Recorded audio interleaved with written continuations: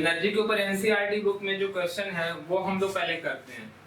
तो ये क्वेश्चन है एनसीईआरटी पेज नंबर 82 से, ठीक है, पेज 82 पर है क्वेश्चन नंबर एग्जांपल 2.10। इस टाइप के क्वेश्चन एग्जाम पे भी आते हैं। तो इसमें बताया गया है कि 90 तो क्वेश्चन दिया गया है कि 900 picofarad capacitor is charge bye 100 volt. एक 900 पिकोफैराड का कैपेसिटर है, इसको हम लोग चार्ज कर देते हैं 100 वोल्ट की बैटरी से। ये इसका जो कैपेसिटेंस है वो 900 पिकोफैराड है, ठीक है। पिकोफैराड होता है 10 टू द पावर -12 फैराड को कहा जाता है, ठीक है। तो दे दिया गया है how much electrostatic energy is stored by the capacitor. तो इसमें जो एनर्जी स्टोर हो रहा है वो एनर्जी हम निकाल सकते हैं। U जो होगा वो होगा ½ × C × V²।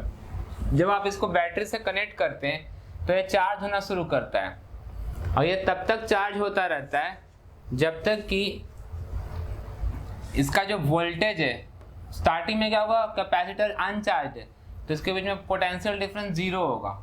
लेकिन जैसे जैसे इस बैटरी की वजह से चार्ज होता जाएगा इसका जो पोटेंशियल है वो बढ़ता जाएगा और जब ये 100 वोल्ट के बराबर हो जाएगा, इस बैटरी के पोटेंशियल के बराबर हो जाएगा, तब ये चार्ज होना बंद कर देगा और तब उसकी एनर्जी क्या होगी, ½ CV² हो जाएगी। तो हम ये निकाल लेंगे ½ × कैपेसिटेंस कितना हो गया 900 × 10 to the power -12 farad into जो वोल्टेज है वो 100 का स्क्वायर, तो ये volt square, farad into volt square जब आप करते हैं तो ये आपको देगा। देखो फैराड क्या होता है, कैपेसिटेंस जो हम डिफाइन करते हैं वो होता है चार्ज अपॉन वोल्टेज, यानी कि कूलम पर वोल्ट को कहा जाता है, कूलम पर वोल्ट। तो ये कूलम पर वोल्ट है, ठीक है, इंटू अगर आप फैराड इंटू करेंगे वोल्ट का स्क्वायर तो ये coulomb upon volt into volt का स्क्वायर, ये वोल्ट वोल्ट कैंसिल हो जाएगा और ये हो जाएगा कूलम इंटू वोल्ट। तो आपको पता है ना कि V = क्या होता है, W/Q होता है। सो W क्या होता है, V × Q। तो ये V का यूनिट है और ये Q का यूनिट है, तो ये एनर्जी की यूनिट हो जाएगी, यानी कि इसको हम लोग जूल लिख सकते हैं। फैराड इंटू वोल्ट स्क्वायर क्या हो जाएगा, जूल हो जाएगा। 900 को 2 से डिवाइड किया 450 आ गया, into 10 to the power -12 into 10 to the power 4 joules. इसको लिख सकते हैं हम लोग 450 इंटू 10 टू द पावर 12 में से ये 4 चले जाएंगे तो कितना बचेगा,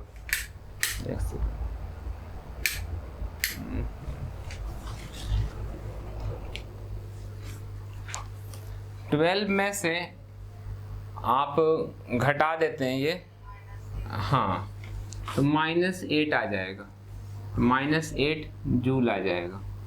तो 450 into 10 to the power -8 joule, इसको आप लिख देते हैं 4.5 into 10 to the power minus ये 2 कम हो जाएंगे तो -6 जूल। तो इतना एनर्जी इसमें स्टोर है। इतना आंसर आ रहा है इनका, ठीक है, ये आंसर आ गया है। अब हम लोग बी क्वेश्चन देखते हैं। इसमें the capacitor is disconnected from the battery. The capacitor is disconnected from the battery and connected to the another 900 picofarad capacitor. तो अब हम क्या करते हैं कि इसमें इतनी एनर्जी तो आ गई थी, अब हम इसको यहाँ से डिस्कनेक्ट कर देते हैं। ये डिस्कनेक्ट हो गया, ठीक है, और फिर इसको एक दूसरे कैपेसिटर से कनेक्ट कर दे रहे हैं और वो जो कैपेसिटर है वो भी 900 पिकोफैराड का है, 900 picofarad. What is the electrostatic energy stored by the system. तो अब जो सिस्टम है इसमें कितना एनर्जी स्टोर रहेगा। तो पहले जब आपने कनेक्ट किया था तो उस समय जो एनर्जी था वो तो सिंपली निकल चुका था। अगर आप उसको निकालना चाहो उस पर चार्ज, पहले कितना चार्ज स्टोर था। अभी मैंने क्या किया, कनेक्ट तो कर दिया, लेकिन मैंने क्या किया, इसमें एक स्विच लगा रखा है। इसको अभी ऑन करूंगा, लेकिन ऑन करने से पहले इसके पॉजिटिव वाले प्लेट पर पॉजिटिव है, इस पर नेगेटिव चार्ज है, तो इसके प्लस क्यू होगा, यहाँ पे क्या होगा, माइनस क्यू होगा। जैसे ये स्विच ऑन करेंगे, ठीक है, तो ये जो है वो डिस्चार्ज होगा और इसको चार्ज कर, ये एक बैटरी की तरह काम करेगा, सेल की तरह काम करेगा, और इसमें जो चार्ज है वो इसमें जाना शुरू करेगा। और कब तक जाता रहेगा, तब तक जाता रहेगा। आपको मालूम है कि चार्ज जो है वो हायर पोटेंशियल से लोअर पोटेंशियल की तरफ मूव करता है, ठीक है। तो ये चार्ज तब तक जाता रहेगा जब तक कि दोनों का पोटेंशियल बराबर ना हो जाए। जब पोटेंशियल बराबर हो जाएगा तो चार्ज क्या होंगे, बराबर हो जाएंगे। क्योंकि कैपेसिटर जो है यहाँ पर बिल्कुल आइडेंटिकल का, ये भी 900 वाला है और ये भी 900 वाला। अगर ऐसा नहीं होता, ये कुछ डिफरेंट होते, तो ये अलग अलग चार्ज स्टोर करते हैं। तो यहाँ पे हम सिमेट्री से कह सकते हैं कि जब ये पूरी तरीके से चार्ज हो जाएगा, तो दोनों जब आइडेंटिकल कैपेसिटर है, अगर दोनों कैपेसिटर आइडेंटिकल है, तो उस केस में चार्ज भी क्या होगा, हाफ हाफ दोनों में बट जाएगा। अगर दोनों अलग अलग होता तो हमें निकालना पड़ता, ठीक है। वो कैसे होगा वो हम दूसरे क्वेश्चंस में देखेंगे। तो यहाँ पर Q/2 बच जाएगा, यहाँ पे Q/2 होगा, ये भी Q/2 होगा और Q/2, only because the capacitors are identical. अगर आइडेंटिकल नहीं होते तो ऐसा नहीं होता। फिर चार्ज जो है वो वोल्टेज के हिसाब से हम डिसाइड करते, ठीक है। तो Q पहले निकाल लेते हैं। Q इक्वल टू क्या था, CV। C इंटू वोल्टेज कितना था, पहले कितना था, 100 था, हम पुराना वाला चार्ज निकाल रहे हैं। तो कैपेसिटेंस है 900 इंटू 10⁻⁻12 इंटू 100, तो ये आ जाएगा 9 इंटू 10⁻, हाँ, तो माइनस ये 12 में से 4 चले जाएंगे तो -8, इतना कूलम चार्ज है। तो अब नया जो डिस्ट्रीब्यूशन हुआ उसके हिसाब से Q/2 निकालना पड़ेगा। Q/2 कितना हो जाएगा, 9/2 यानी कि 4.5 इंटू 10⁻⁻8 कूलम का चार्ज जो है वो इस पे है और इस पे है, ठीक है। तो हम चाहें तो U निकाल सकते हैं, अब वोल्टेज भी निकाला जा सकता है, लेकिन हम वोल्टेज में नहीं जा रहे हैं, क्योंकि आपको पता है कि U का जो फार्मूला होता है हाफ CV² भी होता है, या हम इसको लिख सकते हैं Q²/2C भी लिख सकते हैं, ठीक है। तो हम इसकी एनर्जी निकाल लेंगे और इसकी एनर्जी निकाल लेंगे, दोनों सेम वोल्टेज पर हैं, सेम चार्जेज रखते हैं, तो दोनों का भी जो एनर्जी होगा वो बराबर होगा। तो जो एनर्जी हम निकालेंगे वो हो जाएगा U is equal to twice of इसका एनर्जी प्लस इसका एनर्जी, तो ट्वाइस हो जाएगा, ट्वाइस ऑफ Q²/2C। तो ये C 2 कैंसिल हो जाएगा और आ जाएगा Q²/C, ठीक है। तो Q²/C, Q कितना दिया हम निकाल रखा है, ये निकाल रखा है Q, ठीक है। तो Q में ये वाला वैल्यू डाल देते हैं, 9 इंटू 10⁻⁻8, 9 इंटू 10⁻⁻8 जो वैल्यू है उसका स्क्वायर डिवाइडेड बाई C कितना है, 900 इंटू 10⁻⁻12। तो ये 1 9 तो कैंसिल हो जाएगा, तो बचेगा ऊपर में 1 9 इंटू 10⁻⁻16 बच जाएगा ऊपर में, और नीचे में जो बचा हुआ है वो है 10⁻12 में से तो मैंने 2 पहले ही हटा दिए, तो -10, तो आ गया 9 इंटू 10⁻⁻6, और एनर्जी जो होगी वो हो जाएगी जूल्स में। कहीं कुछ गड़बड़ सा लग रहा है मुझे, तो मैं देखूं इसका आंसर इन्होंने क्या निकाला है। एनर्जी घटना चाहिए, बढ़ना नहीं चाहिए, कहीं ना कहीं मैंने डिवाइड करने में गड़बड़ कर दिया है। एक मिनट रुको। What is the electrostatic energy stored by the system, तो हमें सिस्टम का निकालना है। तो हमने Q तो सही निकाला है और कैलकुलेशन भी सही है, कहीं पर कुछ मिस्टेक सा हो रहा है। हाफ CV² भी Q²/2C किया गया और उसको हम 2 से मल्टीप्लाई करते हैं। हाँ, गलती मुझे समझ में आ गया, ये Q जो है वो अब हम लोगों को Q प्राइम लिखना चाहिए ना, Q प्राइम का स्क्वायर। जो नया वाला चार्ज है वो क्या है, Q prime is equal to Q/2। मैंने पुराना वाला Q पुट किया है, ठीक है। तो ये Q/2 का स्क्वायर होना चाहिए था ना, ठीक है। पहले जो चार्ज था, अब नया चार्ज को मैं Q नहीं Q प्राइम लिखना चाहिए, जो कि Q/2 है, जो हमने ऑलरेडी कैलकुलेट किया लेकिन पुट नहीं किया। जो चार्ज कैलकुलेट हुआ है वो तो Q कैलकुलेट किया, लेकिन इसमें है क्या चार्ज, Q/2 है। तो Q/2 का स्क्वायर करेंगे तो एक 4 भी नीचे आ जाएगा, यहाँ पर एक 4 आ जाएगा, क्योंकि 2 का स्क्वायर होगा। तो यहाँ पे 4 से डिवाइड कर देंगे, इसमें 4 से डिवाइड होगा। 9 को आप 4 से डिवाइड कर देते हो तो ये 2.25 आ जाएगा, ओके। तो 2.25 इंटू 10⁻⁻6 जूल्स, ठीक है। ये समझ में आया? हाँ।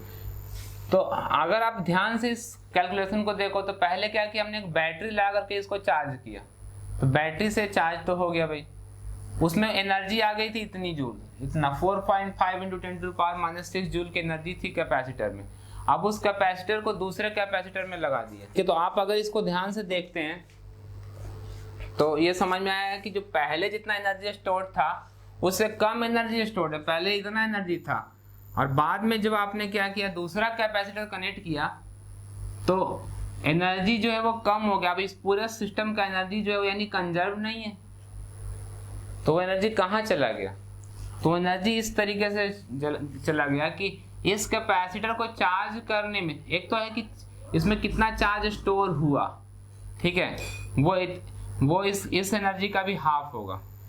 इसका हाफ यानी कि 1 जो भी होगा इसका डिवाइड करने के 1.125 जूल इतनी में इसमें हो जाएगा और 1.125 इंटू 10⁻⁻6 जूल इसमें होगा। दोनों को ऐड करेंगे तो इतना एनर्जी आ जाएगा, ठीक है। तो एक के पास इनिशियली इतनी एनर्जी थी, आधी जो एनर्जी है जो अब इन दोनों में स्टोर्ड है इसका हाफ, और आधा एनर्जी जो है वो लॉस हो गया। वो लॉस कहाँ हो गया? वो लॉस हो गया इस तरीके से कि ये जो पहले वाला कैपेसिटर है वो इसको चार्ज करने के लिए एक बैटरी की तरह वर्क करता है, एक सेल की तरह वर्क करता है, ठीक है। तो वो कुछ एनर्जी जो है वो इसको चार्ज करने में खर्च करता है, ठीक है।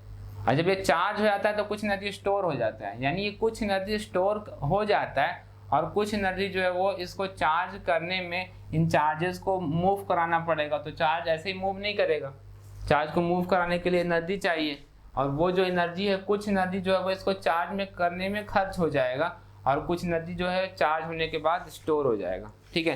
तो एग्जैक्टली हम देख रहे हैं कि हाफ जो है वो स्टोर होता है और हाफ जो है स्टोर नहीं होता है, ठीक है। समझ में आ गया?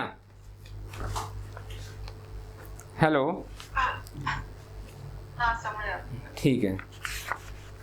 अब मान लेते हैं कि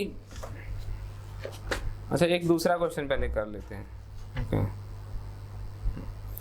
इसी पे बेस्ड एक क्वेश्चन है, क्वेश्चन नंबर 2.25, पेज नंबर 90 पे, पेज 90 पर आप देख सकते हो ये क्वेश्चन, जो अगला क्वेश्चन डिस्कस कर रहे हैं। इसमें एनर्जी तो नहीं निकालना है, क्या determine the charge end voltage, तो ये अलग क्वेश्चन, इसको छोड़ देते हैं। एनर्जी वाला क्वेश्चन देखते हैं।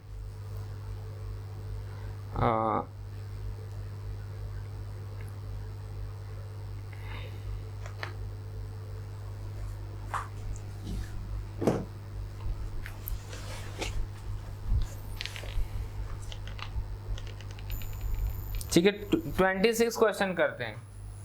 क्वेश्चन नंबर 26,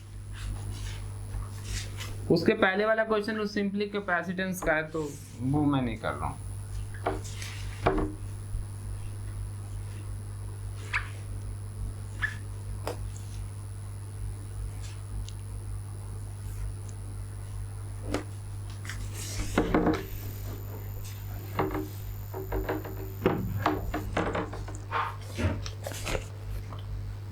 क्वेश्चन नंबर 2.26,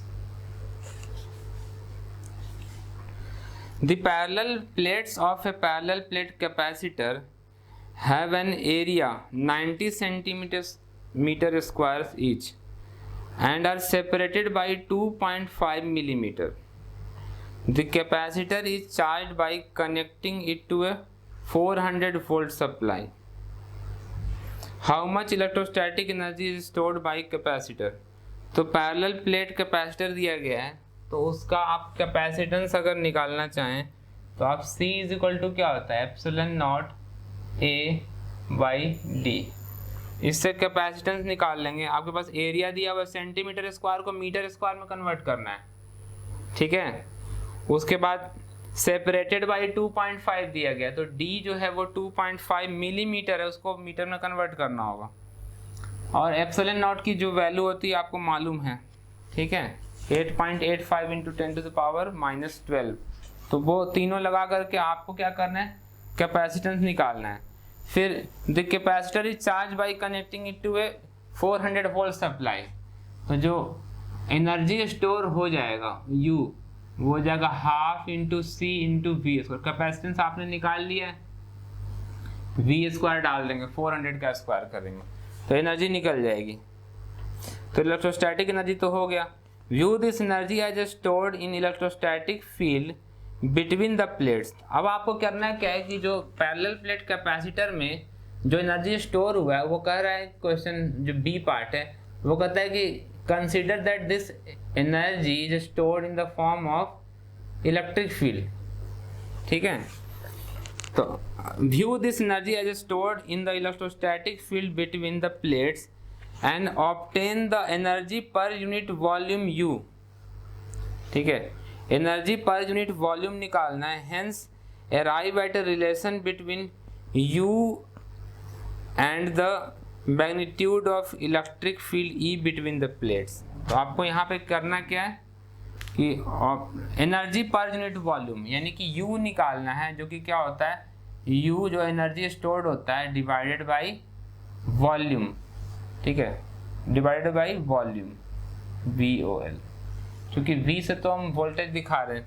सो पहले तो एनर्जी निकल चुका है, और वॉल्यूम निकालने के लिए क्या करना पड़ेगा, जो प्लेट का जो क्रॉस सेक्शन एरिया है, ठीक है, उसको मल्टीप्लाई करना होगा ताकि ये जो कंटेनर जैसा दिख रहा है उसका वॉल्यूम निकल जाए। तो वॉल्यूम कितना है, volume is equal to length, ये जो क्रॉस सेक्शन एरिया A है, इनटू जो ये डिस्टेंस है दोनों के बीच का D, area into distance. Cross section area ये A है और इनटू ये डिस्टेंस कितना है, यहाँ से यहाँ तक D है, तो उसको मल्टीप्लाई करके हम ये वॉल्यूम निकाल लेंगे। सो ये U आ जाएगा, वो हो जाएगा half into C into V square upon area into D। C की जो वैल्यू है वो हम डाल देते हैं, वो हो गया। मैं नीचे में 2 एरिया इंटू डिस्टेंस पुट कर रहा हूँ, ठीक है, और ऊपर में क्या कर, समझ में नहीं आ रहा, energy per unit volume, small u क्या है, एनर्जी पर यूनिट वॉल्यूम। तो एनर्जी इसी में तो स्टोर्ड है, टोटल एनर्जी कितना स्टोर्ड है, इतना स्टोर्ड है, तो एनर्जी इलेक्ट्रिक फील्ड के द्वारा स्टोर किया गया है। तो अगर इसमें से हम यूनिट वॉल्यूम, इसके अंदर में हम कोई छोटा सा वॉल्यूम ले लें, यूनिट वॉल्यूम, तो उसमें कितना एनर्जी स्टोर होगा, उसको हम U कह रहे हैं। तो total energy upon total volume, तो एनर्जी पर एनर्जी डेंसिटी कह सकते हैं, वो निकल गया। ठीक है, समझ में आया?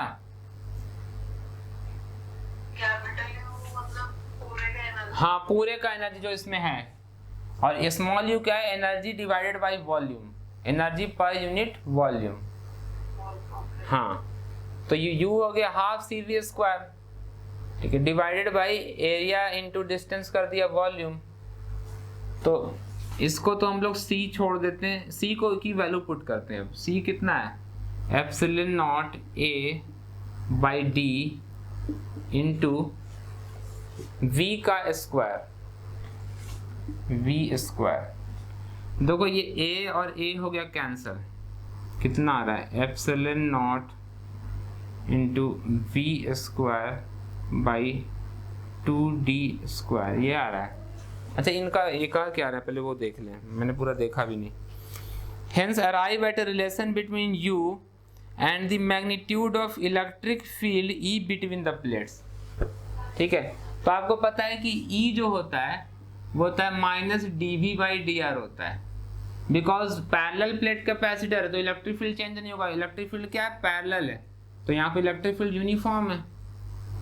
पैरेलल इलेक्ट्रिक फील्ड का मतलब क्या होता है, constant electric field.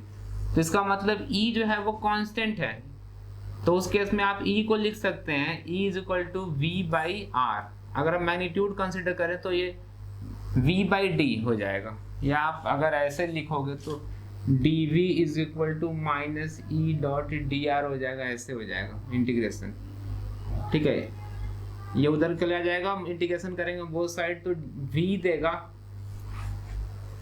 V is equal to electric field constant बाहर चला जाएगा dr। ठीक है, आप कोई पॉइंट यहाँ पर A ले लो, यहाँ पे B ले लो, तो हम लोग A से B इंटीग्रेशन करेंगे तो यहाँ पर डिस्टेंस क्या हो जाएगा, 0 से लेकर के D तक, 0 से लेकर के D तक, 0 to D। ठीक है, तो ये आ जाएगा VB minus VA is equal to minus E into 0 से लेकर के D तक। A से B की तरफ जाएंगे, A वाले प्लेट से B वाले प्लेट की तरफ जाएंगे।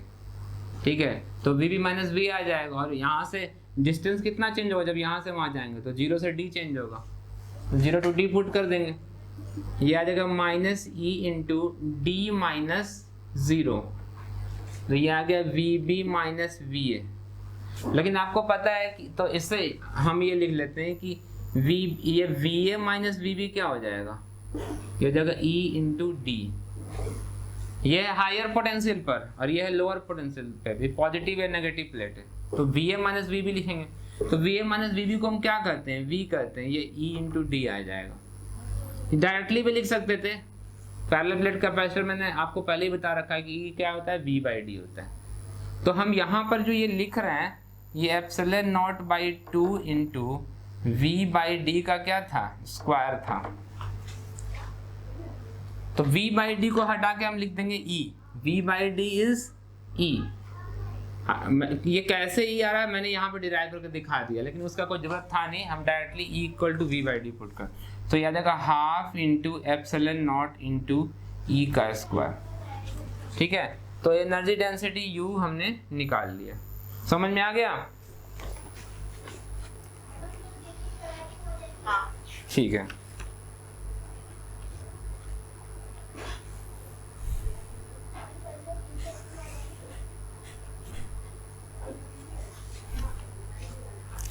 अब हम लोग क्वेश्चन नंबर, देखो स्फेरिकल कैपेसिटर पे हमने कोई क्वेश्चन नहीं किया है, तो एक स्फेरिकल कैपेसिटर पे क्वेश्चन कर लेते हैं। तो क्वेश्चन नंबर 30 देखते हैं।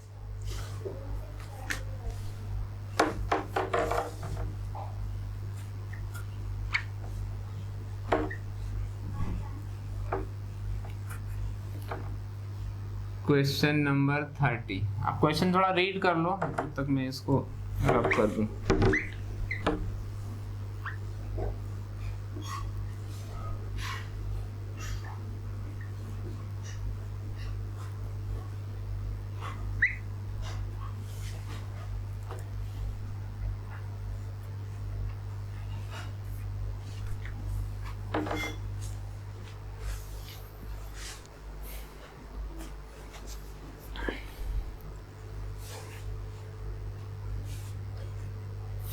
तो क्वेश्चन 30 कहता है कि a spherical capacitor has an inner sphere of radius 12 centimetre. इसमें अंदर में क्या है कि स्फीयर दिया हुआ है, सॉलिड स्फीयर होगा या जो भी हो, इसका रेडियस दे दिया गया 12 centimetre and outer radius of sphere of radius 13 centimetre. Outer radius जो है वो 13 सेंटीमीटर का है, 13 centimetre. The outer sphere is earth. Outer sphere को हमने क्या किया है, जमीन में अर्थ कर दिया।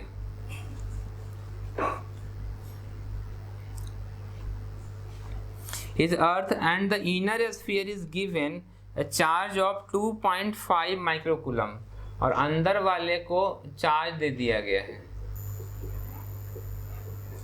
पॉजिटिव, कुछ बोला नहीं गया तो हम लोग पॉजिटिव मान लेते हैं। जो चार्ज दिया गया है यहाँ पर Q is equal to 2.5 microcoulomb का चार्ज है।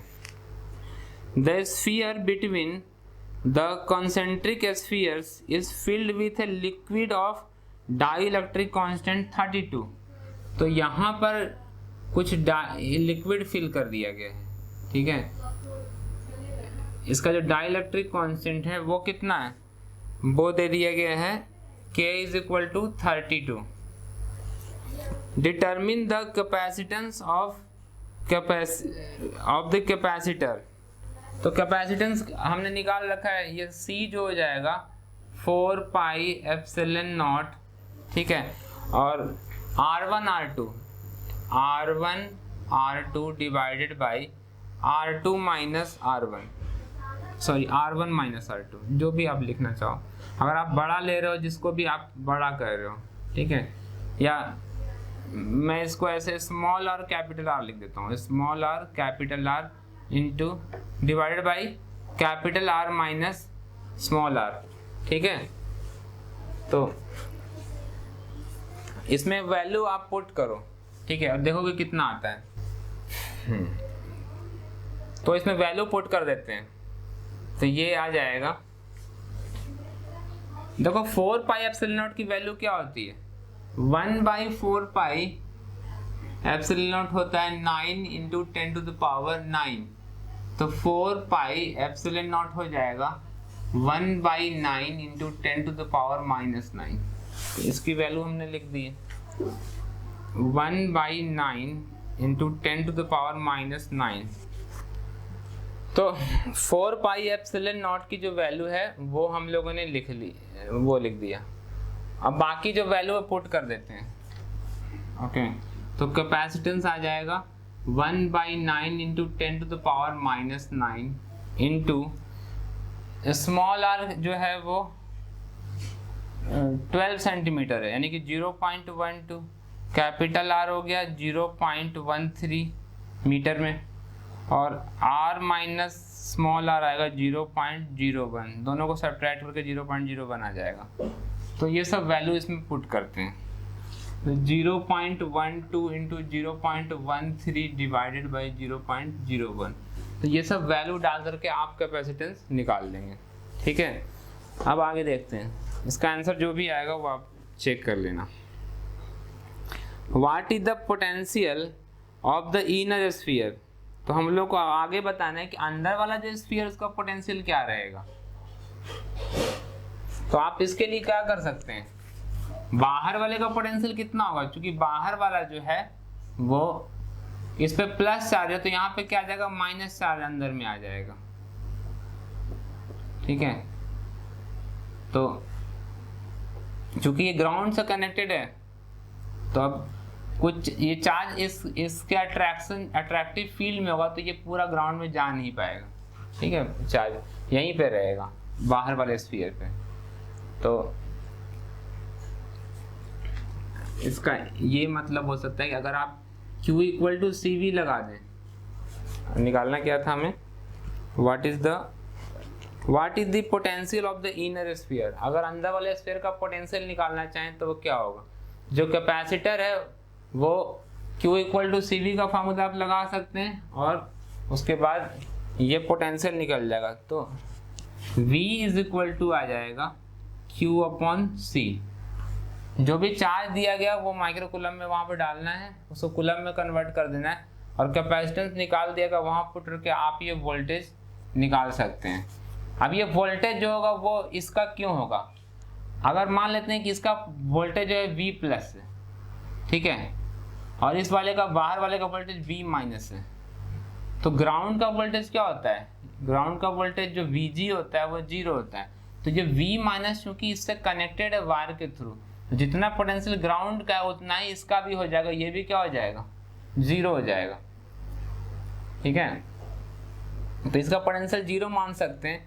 अब V यहाँ इन दोनों के बीच में जो डिफरेंस है वो V है, ये वाला जो V हम देख रहे हैं, ठीक है, समझ में आ रही है, समझ में आ रहा है, हाँ। ये जो हम V लिख रहे हैं Q बाय C, वो V क्या चीज है, वो इन दोनों स्फीयर्स के बीच का जो पोटेंशियल डिफरेंस है वो v है, ठीक है। तो वो वाला v जो पोटेंशियल डिफरेंस है वो q/c के बराबर है।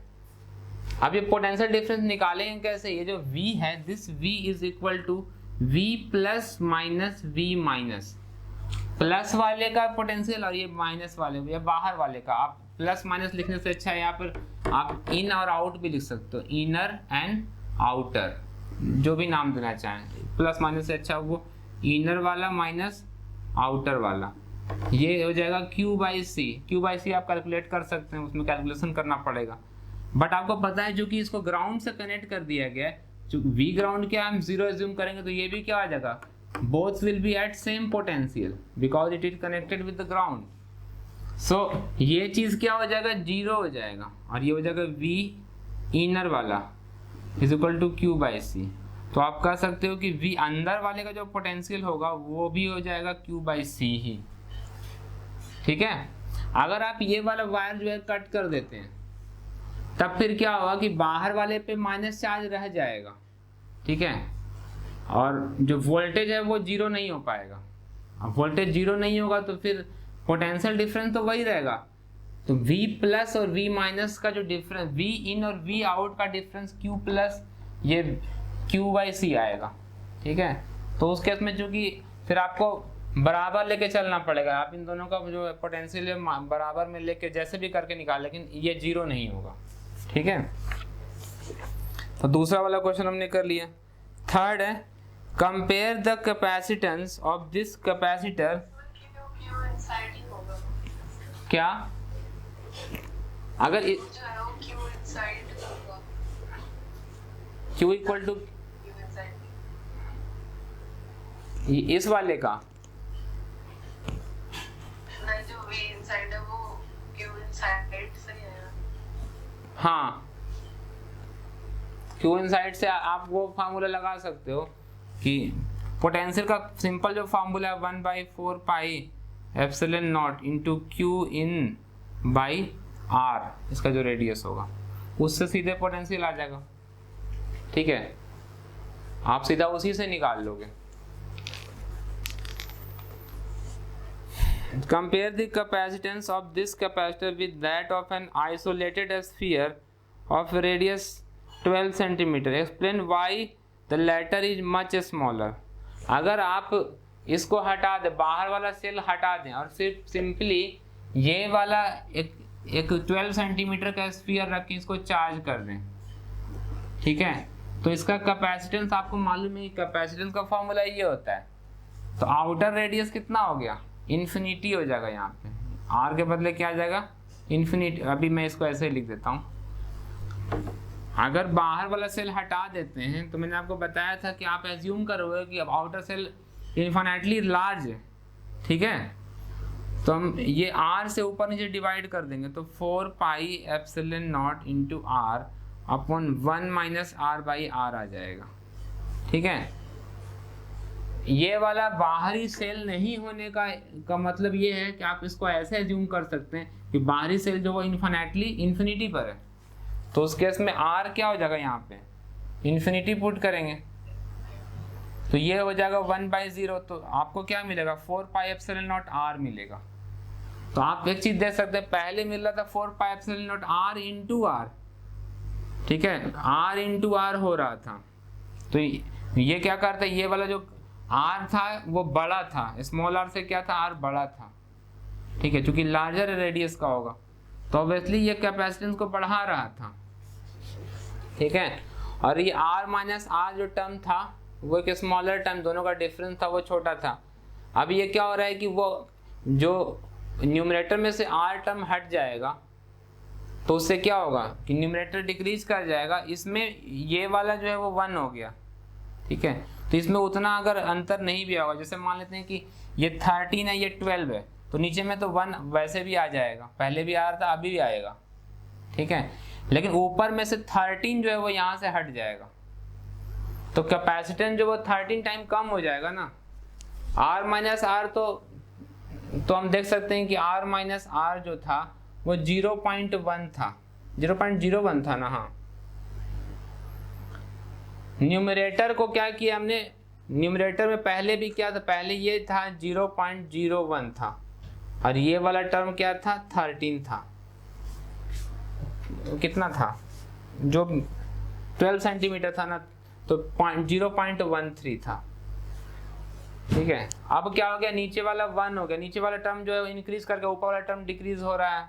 ठीक है, तो नीचे वाला टर्म काफी ज्यादा क्या हो रहा है, बड़ा हो गया, तो न्यूमरेटर बड़ा हो, डिनोमिनेटर बड़ा होने की वजह से कैपेसिटेंस क्या हो गया, घट गया। तो इस वजह से क्या कैपेसिटेंस जो है वो रेड्यूस हो जाएगा। अगर आप उसको एक दूसरे सेल से कवर कर देते हैं तो कैपेसिटेंस क्या होगा, बढ़ जाएगा, बिकॉज ऑफ दिस टर्म जो ऊपर में और नीचे में है। ठीक है, तो ये वाला क्वेश्चन हमने कर लिया। अब हम आगे और भी क्वेश्चन देखते हैं। सिलेंड्रिकल कैपेसिटर पर क्वेश्चन नहीं किया है तो वो भी देखते हैं। ठीक है, तो सिलेंड्रिकल कैपेसिटर जो क्वेश्चन नंबर 32 है वो देखते हैं। क्वेश्चन नंबर 32 में कहा जा रहा है कि a cylindrical capacitor has two coaxial cylinders of length 15 cm and radii 1.5 cm। तो एक सिलेंड्रिकल कैपेसिटर है, हैज टू कोएक्सियल सिलेंडर्स। ठीक है, ये टू कोएक्सियल सिलेंडर्स हो गए इसके।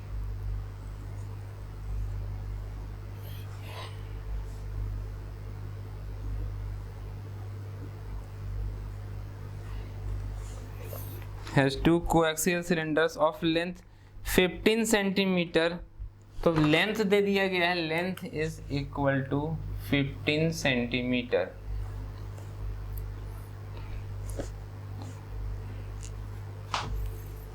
And radii 1.5 centimetre and 1.4 centimetre. ये अंदर वाला रेडियस स्मॉल आर मानते हैं, बाहर वाले का कैपिटल आर। स्मॉल आर दिया गया 4 सेंटीमीटर और कैपिटल आर हो गया 1.5 centimetre. The outer cylinder is earthed. Outer cylinder को अर्थ कर दिया जाता है। And the inner cylinder is given a charge of 3.5 microcoulomb. बाहर वाले को हम अर्थ कर दे रहे हैं और अंदर वाले पर कितना चार्ज दे रहे हैं, Q इक्वल टू दिया गया है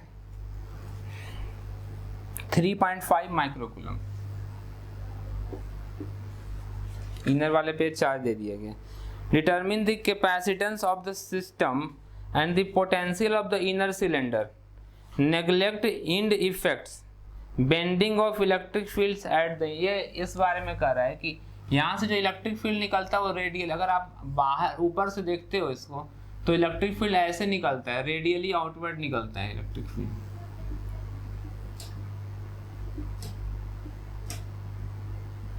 ये है इलेक्ट्रिक फील्ड जो कि रेडियली आउटवर्ड है। तो हम ये एज्यूम करते हैं कि स्ट्रेट हो, लेकिन ऊपर में यहाँ पर जहाँ पर ये सिलेंडर खत्म होता है ये इलेक्ट्रिक फील्ड जो ऐसे कर्व होकर के जाता है। ठीक है, इस तरीके से कर्व हो जाता है, इसी को एज इफेक्ट कहा जाता है। तो जो कैपेसिटर डिजाइन करने वाले इंजीनियर्स होते हैं उनको ये सब पढ़ना होता है कि एज पे कितना कैपेसिटेंस में ये इलेक्ट्रिक फील्ड के कर्व हो जाने की वजह से। अंदर में तो क्या स्ट्रेट है इलेक्ट्रिक फील्ड, बाहर में क्या है इस तरीके से कर्व हो जा रहा है। तो वो वाला इफेक्ट को हमें क्या करना है, इग्नोर कर देना है। तो इन इफेक्ट को इग्नोर करते हुए हम कैपेसिटेंस का फॉर्मूला आपको याद है क्या होता है, बताओ कैपेसिटेंस का क्या फॉर्मूला निकाला गया था? 2 पाई एप्सिलॉन नॉट। मैंने पिछली क्लास में करवाया था, अगर आप याद हो तो देख के बताओ।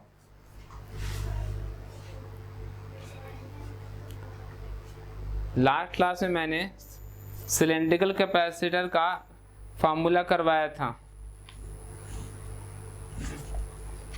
वो आपको बताना है।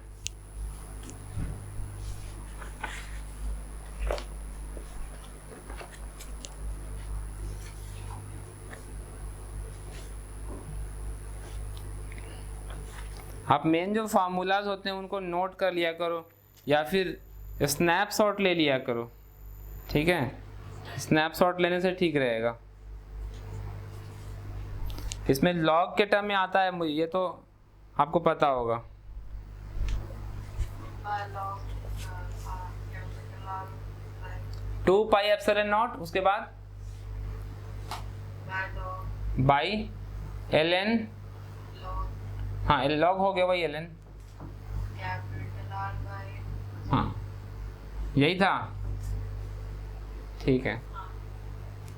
तो अगर आप सही कर रहे हो कैपेसिटेंस का फार्मूला, मुझे भी नहीं याद रहता है, कई सारा फार्मूला है, तो ये कैपेसिटेंस का अगर ये फार्मूला है 2 pi epsilon not ln R by R, तो कैपेसिटेंस हम लोग निकाल सकते हैं इससे। ये कैपेसिटेंस हमारे पास इसकी वैल्यू तो है ही, कैपिटल R स्मॉल r दिया हुआ है, तो इस तरीके से आसानी से कैपेसिटेंस तो निकल जाएगा।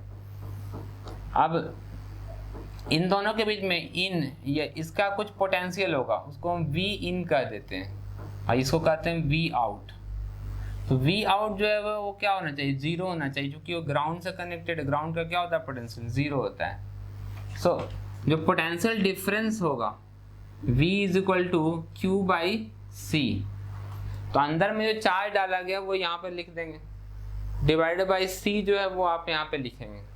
तो अगर आप इसको लिख दोगे C की वैल्यू यहाँ पे, तो कितना आ जाएगा, Q upon 2 pi epsilon not, और जो लॉग है वो ऊपर चला जाएगा ln R by small r। तो ये V आ गया। अब ये V है क्या, इन दोनों का पोटेंशियल डिफरेंस। सो V इन माइनस V आउट क्या है, ज़ीरो, जो कि हम लिखेंगे वो ये हो जाएगा। सो V इनर वाला minus zero is equal to ये जो वैल्यू है Q by 2 pi epsilon naught into ln R by R, ठीक है। तो यहाँ से V इन निकल जाएगा, V इन बराबर Q by 2 pi epsilon naught into ln R by R। ऐसे करके आप अंदर का पोटेंशियल निकाल लेंगे, ठीक है। अंदर का पोटेंशियल तो हमने निकाल लिया है। इसमें और कुछ पूछा जा रहा है, neglect the in defect, determine the capacitance of the system and the potential of the inner cylinder. तो इस तरीके से हमने इसका निकाल लिया, ठीक है। तो आप सिलेंड्रिकल कैपेसिटर और स्फेरिकल कैपेसिटर का कैलकुलेशन कुछ इस तरीके से होगा। अगर इसमें जब तक ये ग्राउंड नहीं दिया गया है ज़ीरो, तब तक आप इनर वाला नहीं बता सकते, या बाहर वाले का पोटेंशियल अगर आपको दिया गया है तब आप अंदर वाले का बता देंगे। लेकिन पोटेंशियल जो होता है किसी भी प्लेट का बताया नहीं आता, हम we only call calculate the potential difference, और किसी प्लेट का पोटेंशियल कैलकुलेट करना ये क्वेश्चन नहीं हो सकता, ठीक है। तो ग्राउंड का हमने एज्यूम कर रखा है ज़ीरो, ठीक है, इस वजह से ग्राउंड के रेस्पेक्ट में इसका पोटेंशियल निकाला जा रहा है, ठीक है। एग्जैक्ट पोटेंशियल नहीं निकाला जा रहा है, विथ रेस्पेक्ट टू ग्राउंड निकल रहा है, ठीक है। एग्जैक्ट पोटेंशियल जैसा कोई कुछ होता ही नहीं है, ठीक है।